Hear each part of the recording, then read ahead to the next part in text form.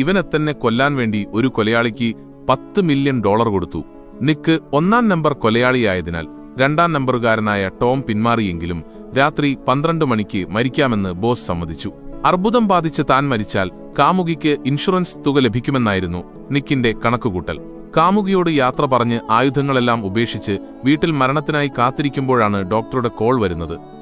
തന്റെ lab report മാറിയതാണെന്നും തനിക്ക് cancer ഇല്ലെന്നും നിക്ക് അറിഞ്ഞു. സമയം തീരാൻ 4 മിനിറ്റ് മാത്രം ബാക്കി നിൽക്കെ കൊലയാളി സംഘം നിക്കിന്റെ വീട്ടിലെത്തി. നിരായുധനാണെങ്കിലും നിഴലിൽ ഒളിച്ചിരുന്ന് നിക്ക് അവരെ നേരിട്ടു. ചുവന്ന വസ്ത്രധാരിയായ യുവാവിനെയും അവരെ സഹായിക്കാൻ വന്ന യുവതിയെയും നിക്ക് നിഷ്പ്രയാസം തോൽപ്പിച്ചു. തുടർന്നു വന്ന വാൾപയറ്റുകാരനെയും വിഷാസ്ത്രം പ്രയോഗിച്ച നേതാവിനെയും നിക്ക് പ്രതിരോധിച്ചു.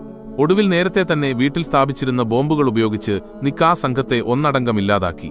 അപകടം ഒഴിവാക്കാൻ നിക്ക് കൊലയാളി സംഘത്തിന്റെ ബോസിനെ വിളിച്ചെങ്കിലും തന്റെ പിതാവിനെ കൊന്ന നിക്കിനോട് പകയുള്ള അവൾ കരാർ റദ്ദാക്കാൻ തയ്യാറായില്ല.